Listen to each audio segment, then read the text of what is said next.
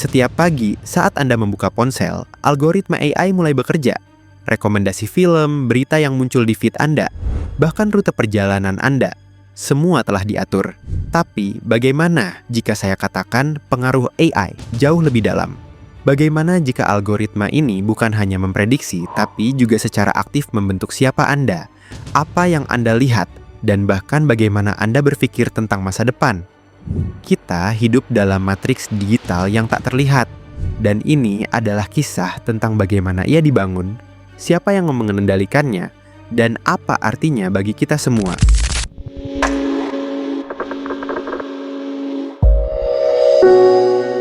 Teras Publik. Setiap bangun pagi, kita secara tidak sadar masuk ke dalam jaringan algoritma yang rumit. Mulai dari alarm ponsel yang pintar, rekomendasi berita pagi yang dipersonalisasi, daftar putar musik di Spotify atau YouTube yang seolah tahu persis mood kita, hingga rute perjalanan terbaik yang disarankan Google Maps. Ini bukan sekadar fitur canggih.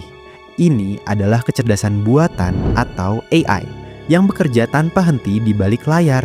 Kita mungkin menganggapnya sebagai kenyamanan atau efisiensi. Namun, jarang sekali kita berhenti sejenak untuk mempertanyakan bagaimana semua ini bekerja. Dan yang lebih penting, apa dampaknya pada kita algoritma-algoritma ini?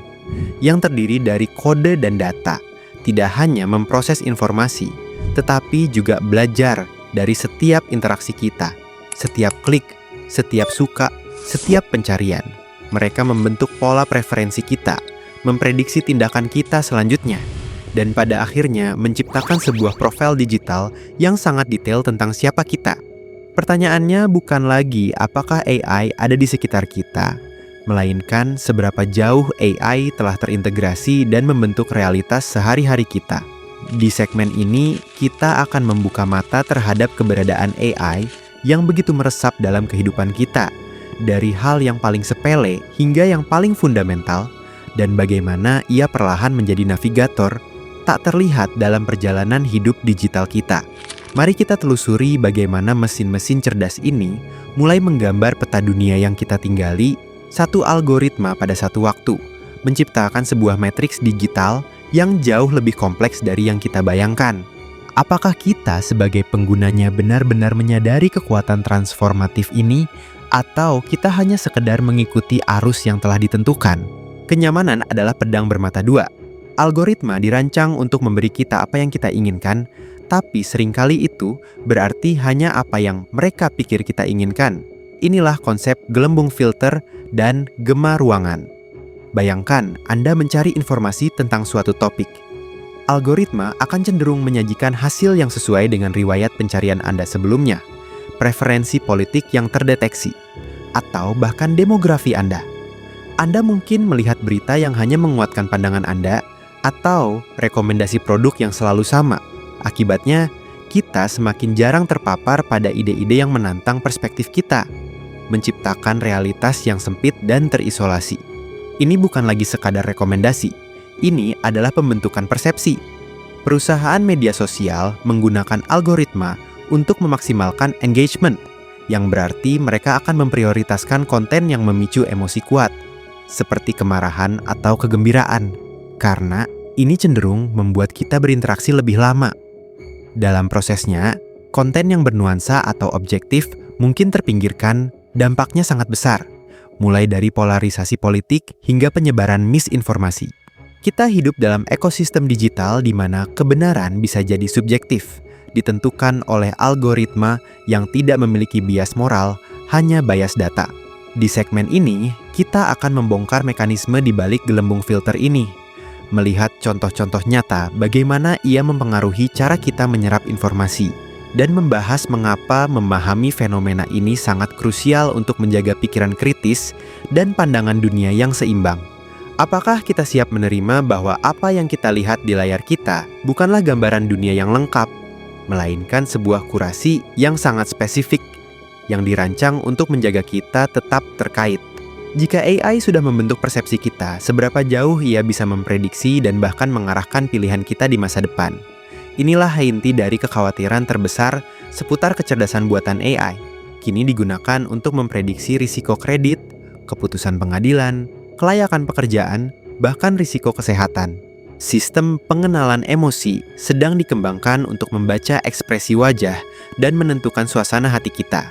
Di beberapa negara, sistem skor sosial yang didukung AI dapat membatasi akses warga terhadap layanan publik atau transportasi berdasarkan perilaku online mereka. Ini bukan lagi fiksi ilmiah dari film Minority Report, tetapi sebuah realitas yang semakin mendekat. Bayangkan, sebuah sistem yang memprediksi karier mana yang paling cocok untuk Anda, pasangan hidup mana yang paling kompatibel, atau bahkan pilihan liburan mana yang akan memberi Anda kebahagiaan maksimal. Semua berdasarkan data dan model prediktif yang kompleks. Meskipun niat awalnya mungkin untuk mengoptimalkan kehidupan kita, di mana batas antara bantuan dan kendali. Siapa yang bertanggung jawab jika algoritma membuat keputusan yang bias atau tidak adil? Pertanyaan tentang kehendak bebas manusia menjadi sangat relevan. Jika sebagian besar pilihan kita dipandu atau bahkan ditentukan oleh AI, apakah kita benar-benar masih membuat keputusan sendiri? Ini adalah diskusi krusial tentang bagaimana kita ingin hidup di dunia yang semakin cerdas secara buatan, dan merenungkan masa depan di mana garis antara pilihan pribadi dan intervensi algoritma semakin kabur. Melihat bagaimana AI meresap dan membentuk realitas kita mungkin terasa menakutkan, seolah-olah kita telah kehilangan kendali. Namun, harapan masih ada. Langkah pertama dan terpenting adalah kesadaran digital dan literasi AI. Kita perlu memahami bagaimana algoritma bekerja, mengenali tanda-tanda gelembung filter, dan secara aktif mencari beragam sumber informasi.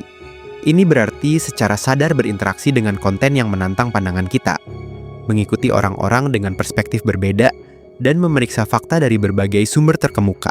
Selain itu, ada langkah-langkah praktis yang bisa kita ambil.